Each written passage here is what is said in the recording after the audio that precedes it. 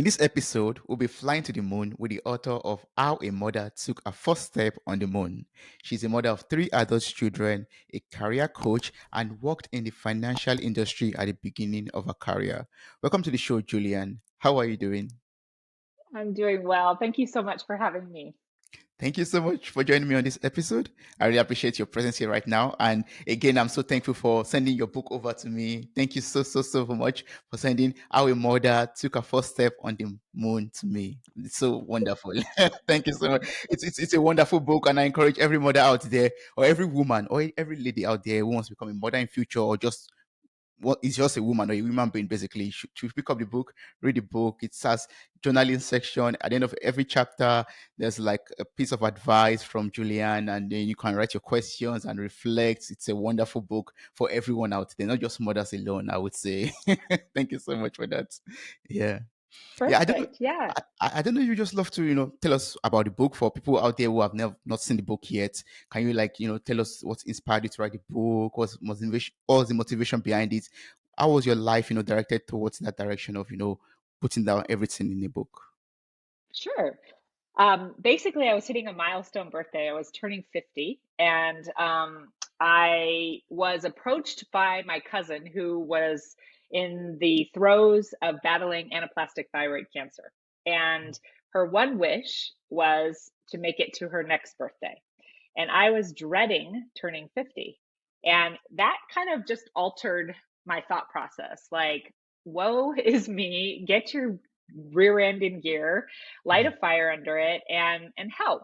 And so instead of getting gifts on my 50th, I took all kind of my thoughts and processes. I say that they're scratch notes, and I put them in this book to help young mothers or young parents to be more intentional. That is the one thing that kind of drove me toward my 50. And I thought, you know what? What's going to happen for that second half? Because it's a half of 100. I said, what are you going to do with the other half of 100? And yeah. so that's kind of the inspiration behind the book. And I thought to myself, um, for us in the United States, Neil Armstrong took that first step on the moon. He had to have fear. He had Mhm. to think, oh my gosh, what am I doing? As a mother, when you get pregnant, there's all this joy. And then like D-Day happens and it's like, oh my gosh, I have this child. What do I do? I'm fearful. Um, and so I wanted to break it down a little bit for parents to look at ways to get back to the basics, be more intentional. And I guarantee when chaos hits you, you've kind of thought through something like, what is my integrity? What do I want my child to react? Because I think your children are the best displays of who you are. And Mhm. you and I talked about this. Like, you feel like you had a little piece of Alexander, my son, in this book. Yes. Um, you can identify with some of these pieces, and you may not have my story, but take what you need from that advice. Don't do what I say. Just say, how does it work for me? Readapt it, recraft it, and make it your own. And then Mm. share that advice. Help other parents, help other students or workers. Say, my value or my belief is X, and Mm. I want to be kind. That's one of my values. I want to be kind and get to know more people. And through my kindness, it kind of multiplies. It's that stone that you throw into a pond and it ripples effects of how I can be even kinder because Mhm. people will give me their magic, their kindness. And I'm like, oh, Yes. I'm going to take that and I'm going to recraft it a little bit Yeah. and make it my own. And that's why I wrote the book. Yes, thank you so much for taking that step to write the book, and you took us on a journey, like talking to Sophia, talking to Alexandra, talking to Isabel in the book, and sharing different stories from your family, household, and making us inviting us basically into your home and sharing those life lessons that you shared with your children. Also, that was so wonderful.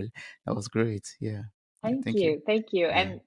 And I want you to identify, I think in that book, I want you to identify that we're all human. We all make mistakes. There's no perfection in that. And I think if we can kind of come down a little bit and say, okay, for example, social media. It was a bust. I think you read that that chapter Yes. is a Yeah. bust. I messed up, but I learned from it and I think to myself, how can I make that better? And now social media has gotten even more complicated and more diverse of, what is acceptable, what's not acceptable. But if you don't have a baseline for yourself and for your kids, I think it makes it even harder to follow and be like, oh, I'm not going to be a part of that. I'm not going to do that. So it makes the yeses in your life so much more easy. That's true. Yes, that's very true. And while reading book, while going through the book and reading the book, I was asking myself this question, like, what does it mean to be a mother? Like everything you experience, everything you went through, your family with your kids. I was asking myself, like, I've never really, understood what it means to be a mother. So I don't know if you could help me with that. Like, can you enlighten me on this? Um, to be a mother, I think it's like this huge, I don't want to call it a weight on your back, but it's this huge responsibility. Mm, And that's kind of how I looked at it, as I was given the gift of these three amazing humans. And I could have a Nobel Prize winner in my house. I could mm, have the next doctor that, discovers a new treatment. I could have, so if we think about our children in that way when we're a mother, um, it's a big job. It's probably the most important job of putting great humans into the world. yeah, So the way I look at it is it's like one of the most important fundamental occupations that, I like raise my hand. It's like I signed up for it. I don't get paid. I'm volunteering. yeah, But either you jump both feet in and own it, mm, and realize you're going to screw up, and that's okay too. But my kids now are adults and they're teaching me things, and that's the mm, biggest um compliment to motherhood, is when you start to share ideas and you go back and forth. So when you have a new baby, I think it's the responsibility. As they grow older, it's being able to have conversations and learn from each other and stay mm. curious. Yes, and that's a chapter in your book to like. It's for a fact you don't know everything. You don't know it all. I'm paraphrasing right now. Like you don't know it all. I was like, wow, yes, Julian can stand to this and say, I'm a mother, and I can accept and say it boldly that I do not know it all. I always believe mothers know it all, and whatever they say is the final thing and the best thing, and they're always right, and they have it all Well, figured out. I think we personally have to believe that when we're trying to, I don't know, have that stability for Mm, a child. Because I think if you're willy nilly, there's so much out there. Let's say you can't control media, you can't control your neighbor, you can't control other kids, you can't control all those things. So I think I wrote in there, a big piece is what is in your house is the safety zone. You can mm, control that. You can mirror, as you talk about, mirror how you want your children to talk to people, how you want them to um, make the sacrifices in the home. Like if you don't treat it as a team, like I had chores in my house. Some may not do that, but I'm like, we're a team. So if you don't wash your dish out and put it in the dishwasher, then I have to do that. That's 5 more minutes of my time. And we kept talking about those things, even when they were little. It's like, I want to help you and you help me.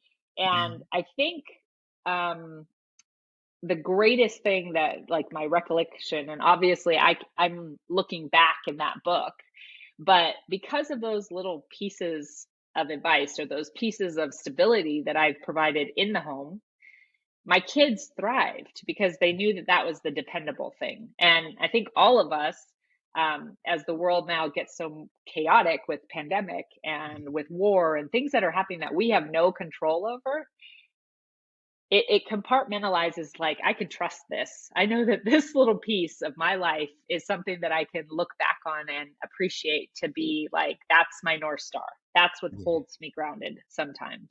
yeah, And it's not always perfect, but if you know that it's there and it's reliable, and I say this because I've met some of the most amazing people because of this book.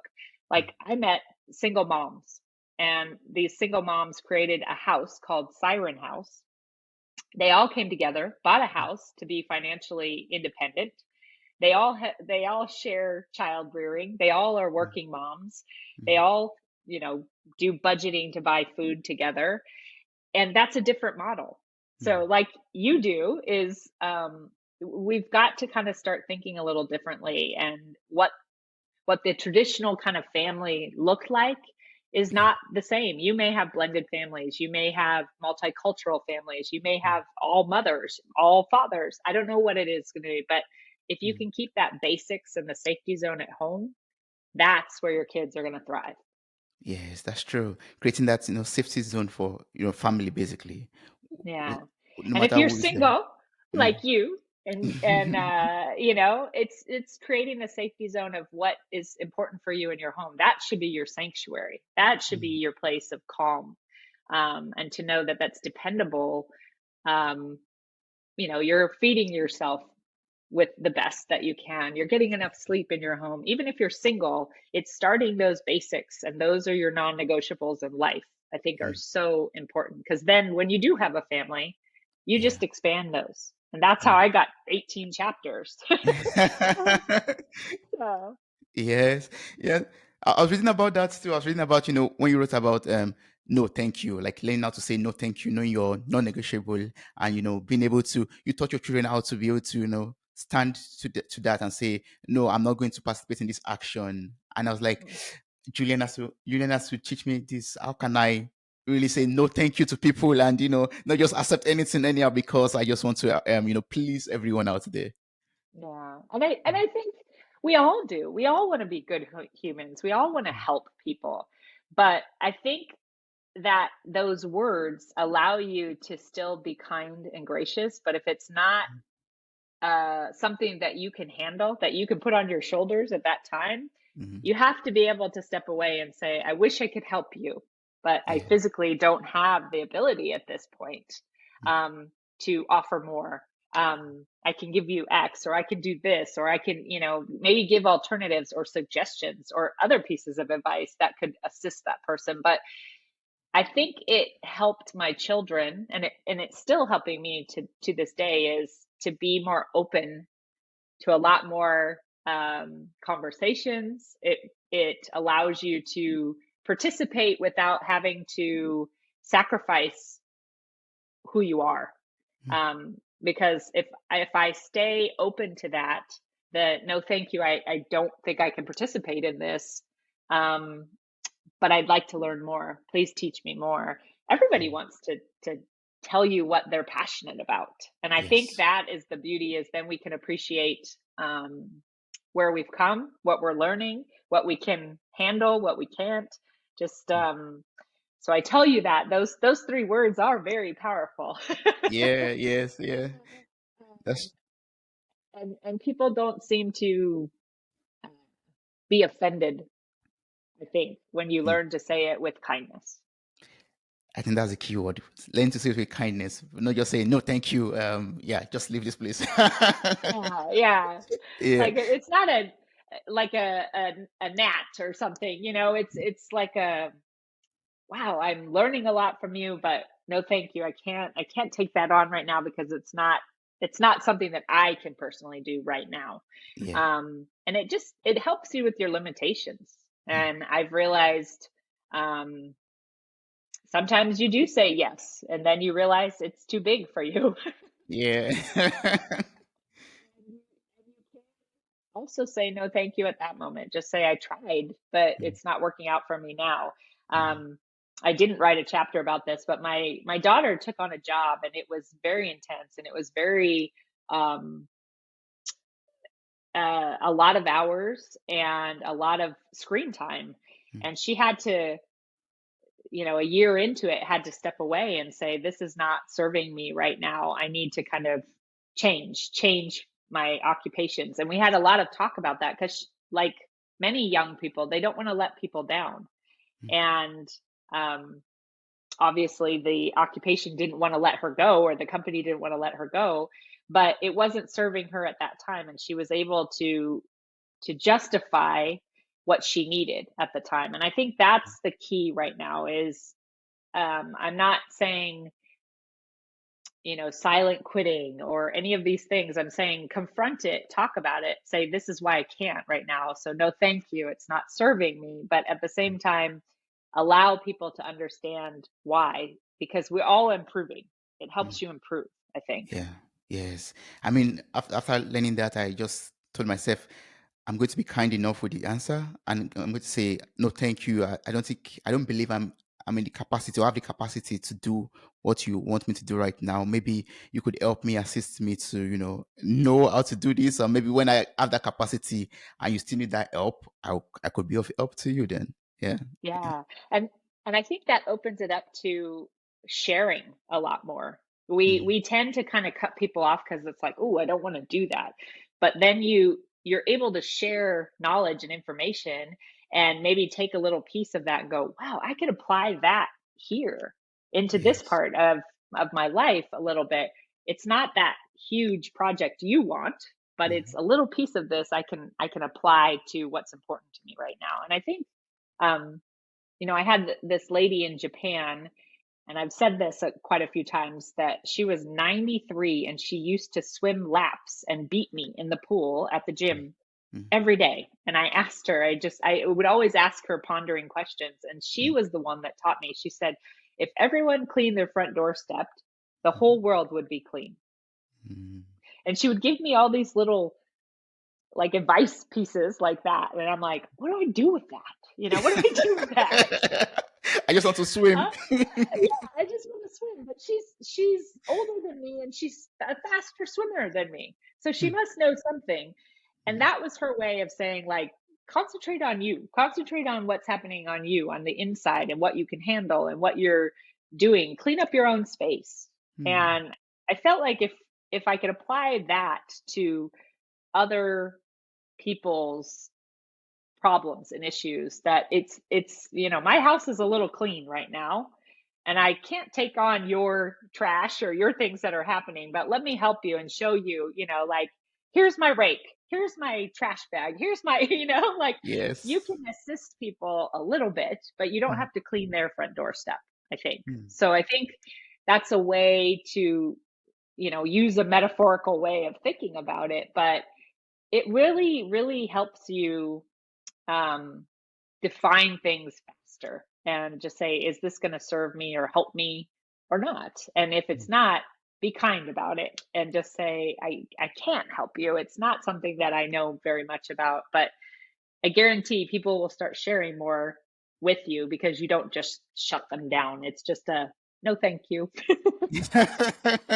Yeah, that's true. I'm taking that with me. I'm taking that with me. Like, clear your own space. That advice, I'm going to take it with me and apply it. Like, I'm going to always make sure that I clear my own space, and I'm able to set things in order in my own space first before trying to help other people and take on their burden also on myself. Yeah, yeah. Yeah, And it I love that. it it makes it clear. And that's what I hope the book does. Like my Mm, my mom always said, don't write in books. Don't do it. I want women to and parents, men, mm, to write in books. Even you. I mean, write you don't have children yet, but write what integrity means to you. Write what you think about right now. And it'll be really interesting to share mm, that with your spouse. And then 5 years later when you do have a child, think about that and recraft it because life changes and it does mold, but I guarantee you when something comes at you, you're like, I've thought about this.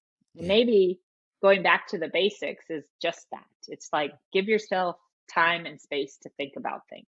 Mm, yes, and it just made me remember. I don't know what chapter it is, but when writing things down, even as in when you're, especially when you're angry, basically, and you wrote, a letter, but you never send it. Mm. Like Yeah. when I share that with my partner, in 5 years time, when I write all the curse words inside your letter, and Yeah. but Yeah.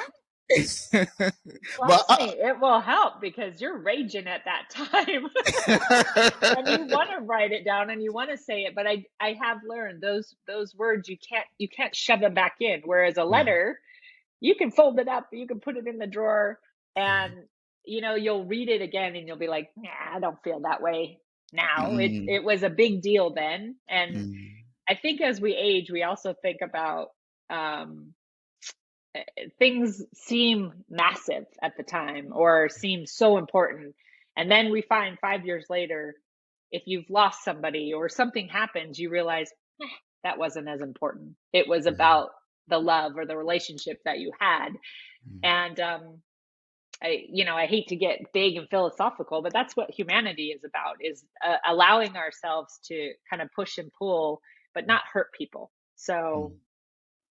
Yes, and no matter how other people hurt us, we should not hurt them back, basically, and just take that time to reflect. Write down this letter, dear Chris, dear Daniel, this and this and yeah. this, and just put my heart into the paper and then just read it and just fold it and pack it aside.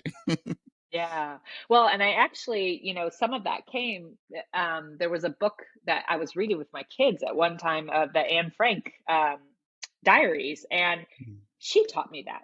Talk about a person that is so young that could have had so much hatred for what was going on in her life, yet she said it's more powerful to write it down. And now look at all of us, Anne Frank, we're reading that book and understanding a little bit about this Hitler's time, and we all think, gosh, it's crazy. Why would the world do something like that? But mm, this mm, little girl taught us, like she put all of her thoughts in her notes, and some of them were good and some of them were bad, but we yeah, all read that in mm, school sometime. And I think that's what kind of just pivoted me to learn from her. And she mm, was gone, it was an author that taught me that, and a little girl that was teaching me that. So um, again, like I said, nothing in that book is revolutionary. It's back to the basics, and it makes you think about stuff like, how am I going to handle that? mm, And if you give yourself that space and time to journal and write about stuff, it minimizes it. It makes your these big saboteurs of life, or these big things that we kind of let us eat us up inside. It makes them really small, that you're able to push them in the corner and say, nah, I'm not going to let that take over. I'm going to let the good stuff be bigger. And what I find is when I practice that, mm, I get to meet people like you. I get these moments to have conversations about things that I normally would not have the opportunity, but I had to open myself out. I had to be vulnerable and put my life story in a book.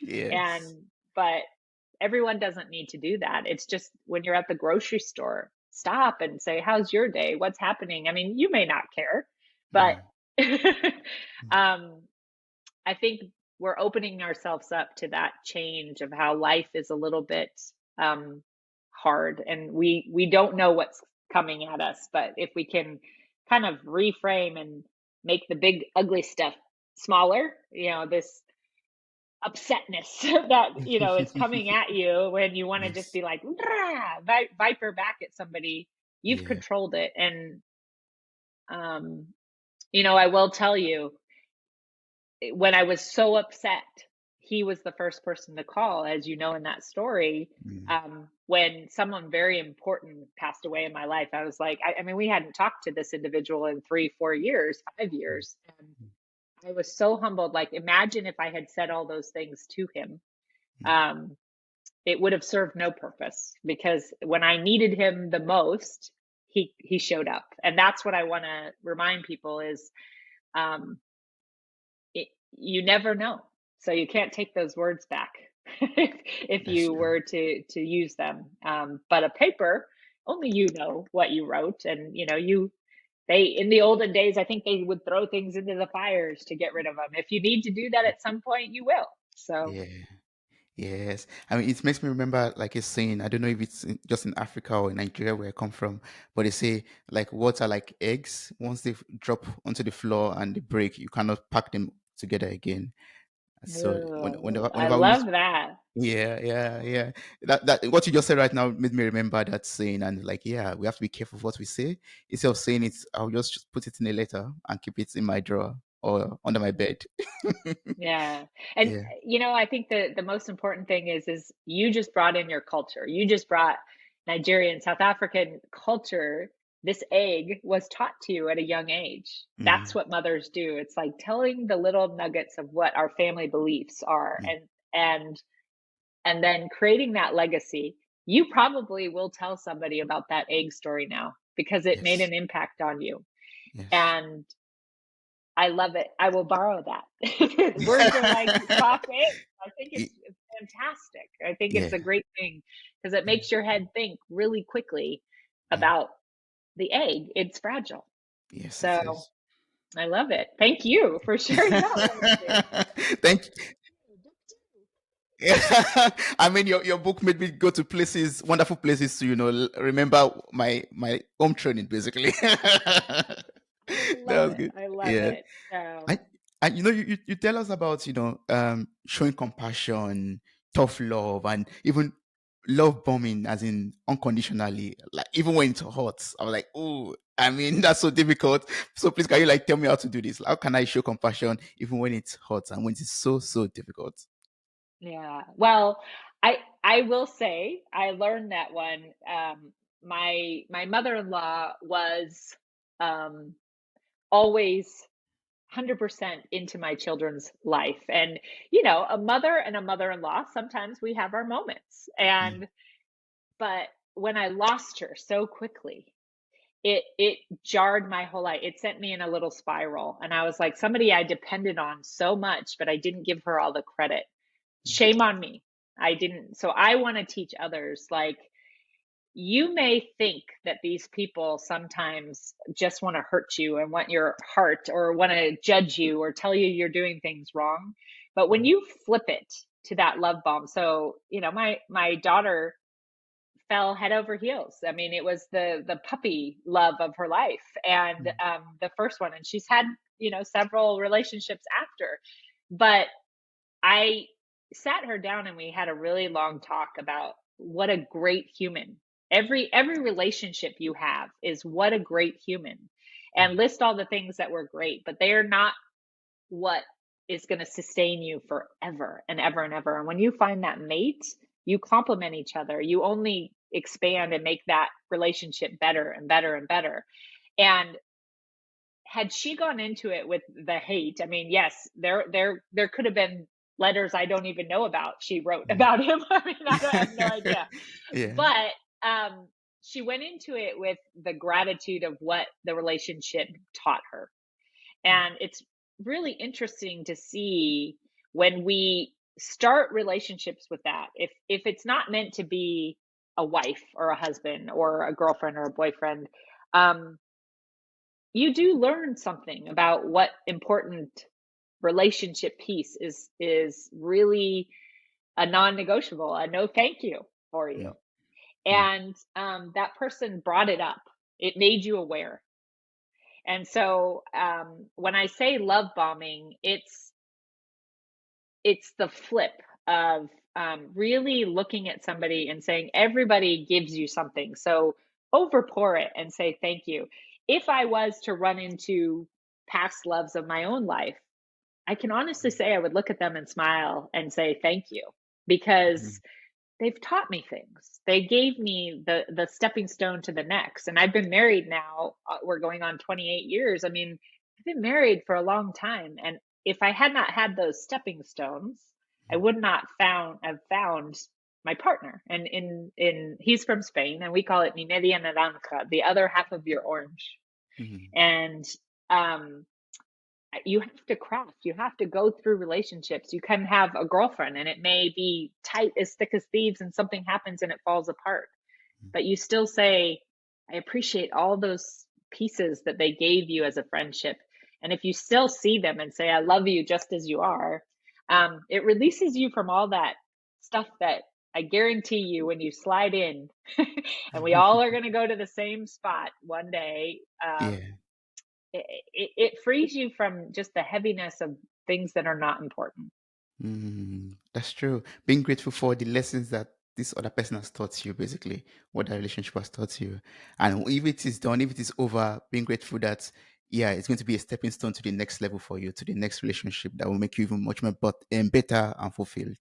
Yeah. Yeah. And maybe you two also needed that time together, Mm, because it provides a stepping stone for them as well. mm, I know every time I meet somebody, or because we've moved, I mean, I've moved 13 times on four yes. continents. Yeah. And every time a little piece of my heart is left in that country, Mm, um, because people give me more than what I'm giving them. And it makes me sad sometimes to think I should have tried harder. I should have done something. But at mm, that time, you didn't have the maturity to put forth that. I know that now. because I have all these things. I wish I could go back to the beginning of my life and like cherish it a little bit more. So that's Yeah. why I say in there, love bomb, because everybody kind of is there teaching you to the next step, and you'll feel it. My kids always ask me, well, how do you know? I'm like, Mm. trust me, you'll know. It's your heart, your soul, your mind. It will radiate. You will know that that person is your person.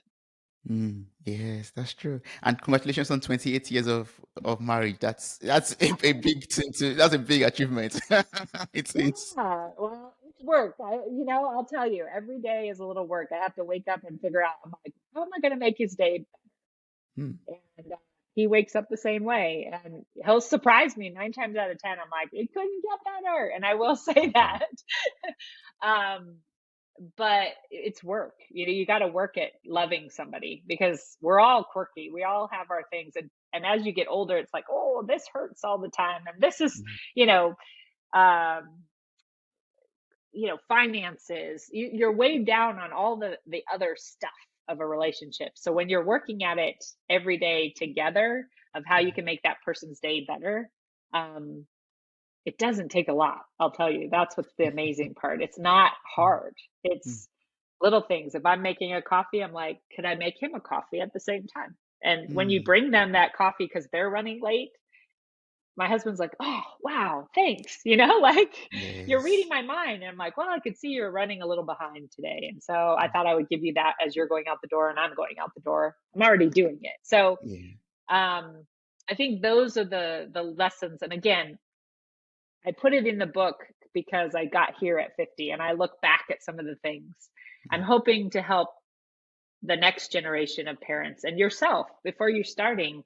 When yeah. you think about these things ahead of time, you make them happen. Mm, I'm very futuristic in that sense. Is imagine what your life is 5 years from now. What's your life 10 years from now? But mm, these basics in that book are the stepping stones also to getting mm, to that 5 years of what you want in your life. If you want, um, I don't know, to live by the sea, how are you going to get there? You think about those steps to live by the sea, mm. but it's a choice. It's a choice how you wake up and attack every day. And you got to let go sometimes when there's defeat and Mhm. say, I'm going to wake up tomorrow and make it even better. Yes. So, Yes. yeah. And I think that's why your book opens up with the first chapter of, planning, the importance of planning Mm. and talking about planning. When you just said that now, like, yeah, chapter one, prior planning prevents fish poor Fish performance. poor for, as I was growing up, my dad was in the military, and every day, more or less, that those peas would come at me.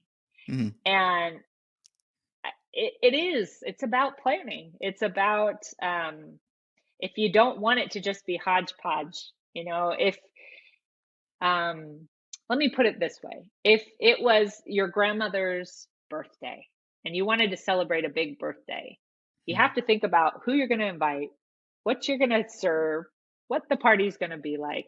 You take care in because your grandmother has been instrumental of somebody that you love and you cherish. mm. You don't hodgepodge that together because you want it to be good for her. Yes.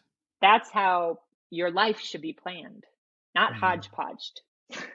no, that's true. Otherwise, it's pish poor performance. Yes, yes, that's true. I mean, one has to be intentional about that. Like you teach also in your book, like being intentional about what you want to achieve in life and then planning towards it so that you prevent poor performance in your life. Yeah. Yeah, and my Mm, dad, my dad was very much about that. He's passed away about five years ago now, mm, but it's amazing what resonates with you, because he didn't talk very much, but that's one of the things I learned from him. He was very kind of a quiet, stoic man, mm, and I kind of evaluate every day in that way. Is if I don't want to not be my best version, mm, then I got a plan for what my day is going to look like. And again, I repeat that, I also tell you in this book some of my downfalls, mm. things that happen. And I want you to realize you got to have a little bit of humbleness in we're not perfect, or otherwise we would have been put on this earth differently.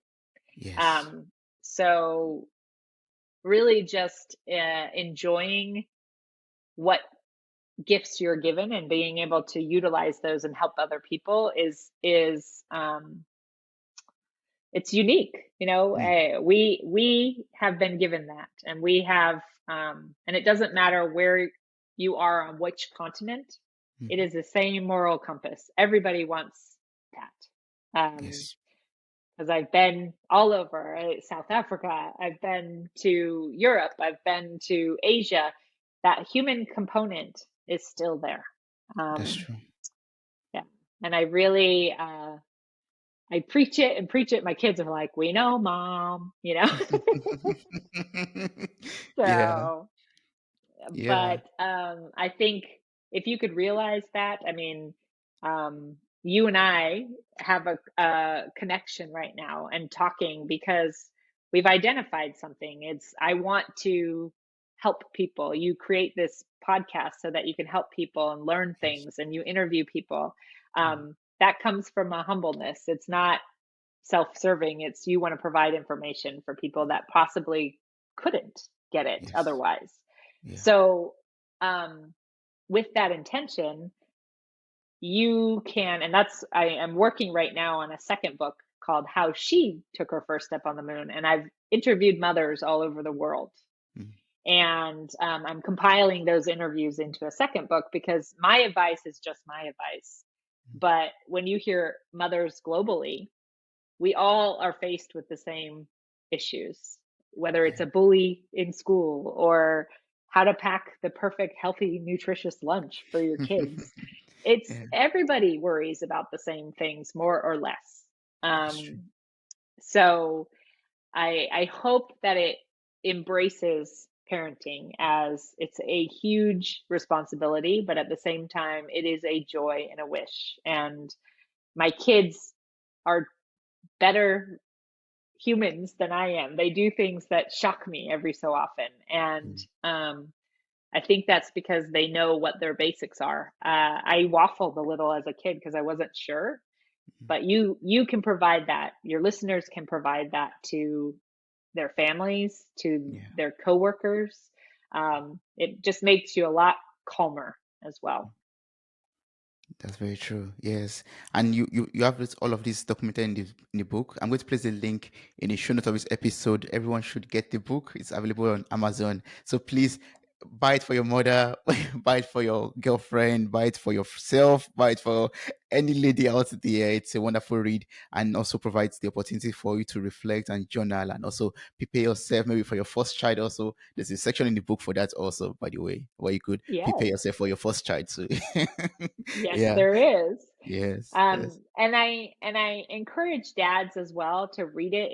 It's light noted, but like you said, there's something in there that you connected to Yeah. and you can apply just the no thank you. You can apply that to your daily life. It doesn't matter that you don't have a child holding your hand, but the more you practice those basics, whatever yours are, uh, it's amazing how much you flourish.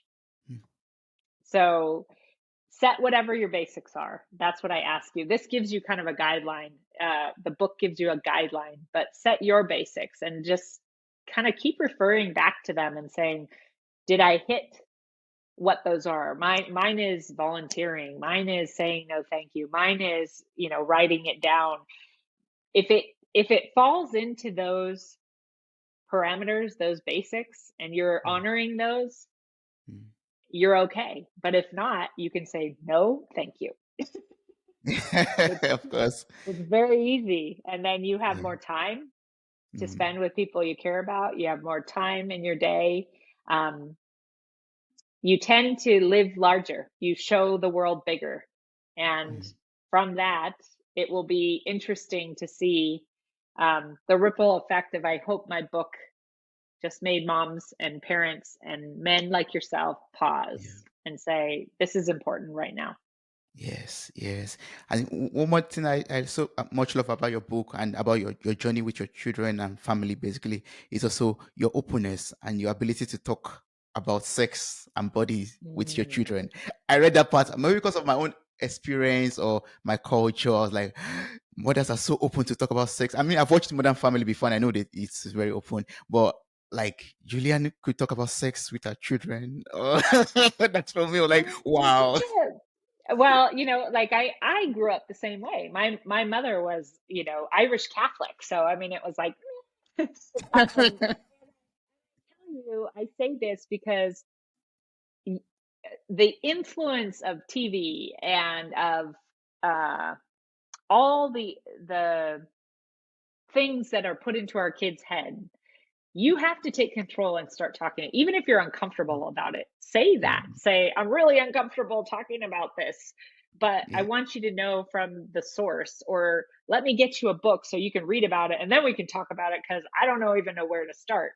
Mm, Um, I think if your kids can rely on you to kind of talk about those things, then when you hear things, they're able to say that's not true, or mm, just the example of my daughter of wanting to find out what it felt like for a boy. yeah. She went to her brother, and my son was like, oh my gosh, mom, that was an awful conversation. Mm, But I was so proud that she just didn't believe what they were saying at school.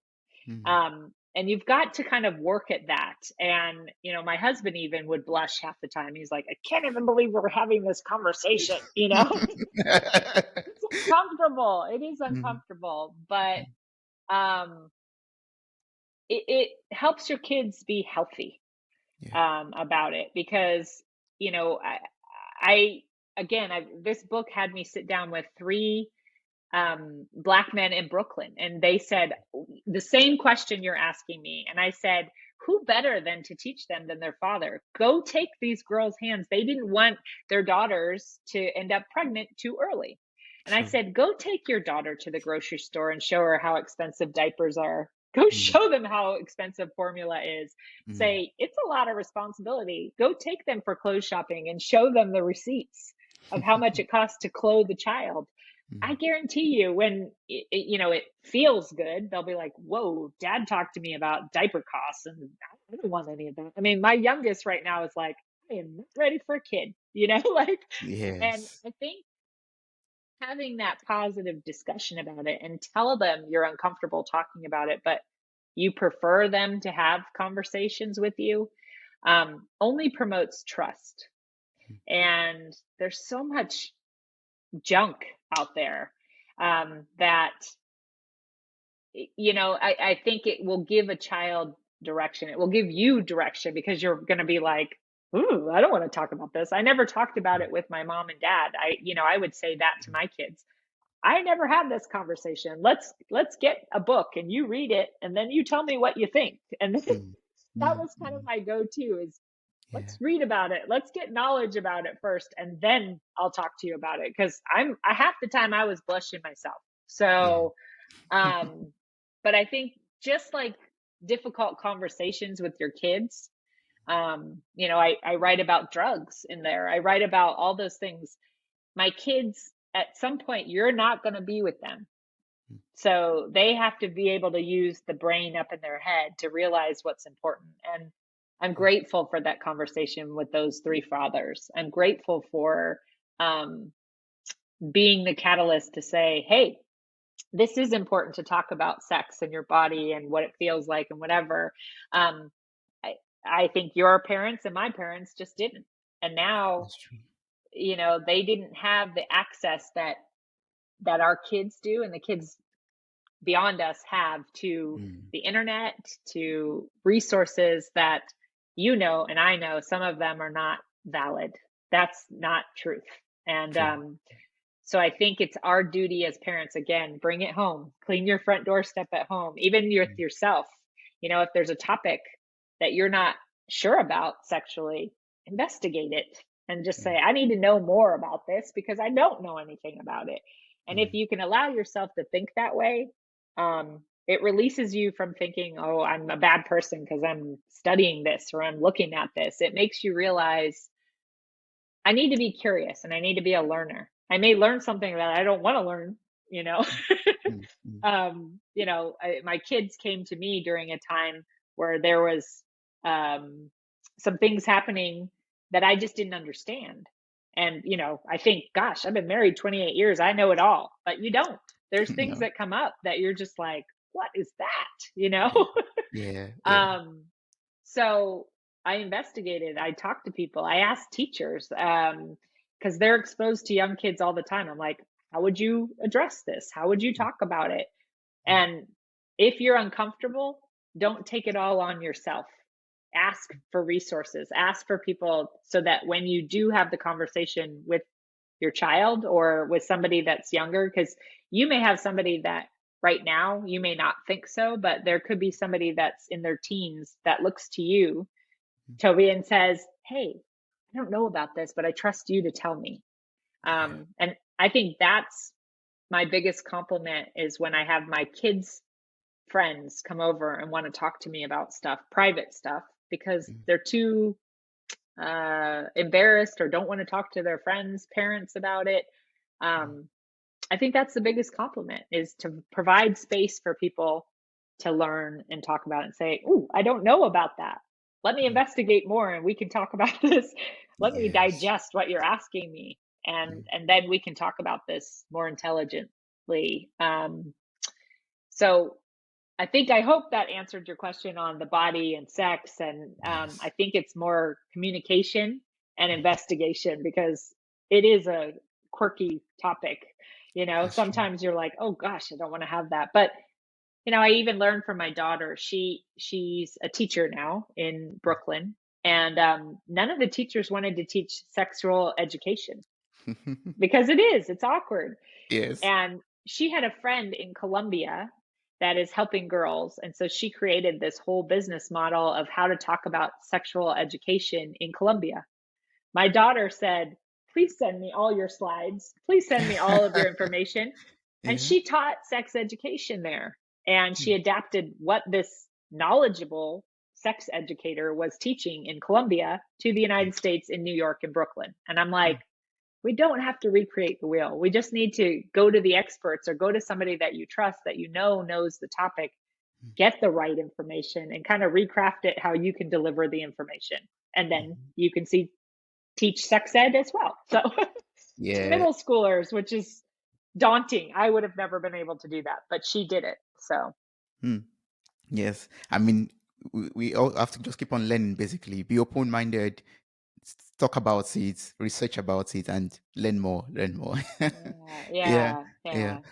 Wow. I mean, from this book of yours, I mean, there's a lot of lessons to learn.